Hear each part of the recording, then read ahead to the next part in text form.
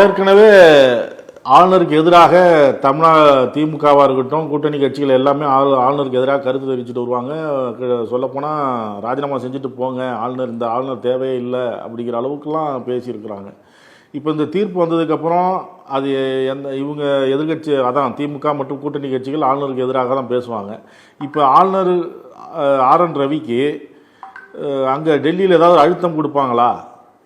ராஜினாமா செய்யுங்க, வந்துருங்க அப்படிங்கிற மாதிரி. டெல்லியில அழுத்தம் கொடுக்குறாங்களோ இல்லையோ தமிழ்நாட்டுல நாங்க அழுத்தம் கொடுத்ததுலதான் இந்த தீர்ப்பே வந்திருக்கு. இன்னைக்கு நேத்து நம்ம வந்து ஆளுநர் வேண்டாம்னு சொல்ல அண்ணாவே சொல்லிட்டாரு. என்னையா எதுனாலும் ஆளுநர் வழிதான் போகணுமா? அப்ப ஆளுநர் வழியா போறதுக்கு எதுக்கு நாங்க தனியா மக்களால் தேர்ந்தெடுக்கப்பட்ட ஒரு அரசு இருக்கணும்? ஆளுநர் என்பது ஆட்டு தாடி போலதான். ஆட்டுக்கு தாடி இருந்து என்ன பிரயோஜனம்? கொம்பு இருந்தா குத்தம், தாடியை வச்சு என்ன பண்ண போறோம்?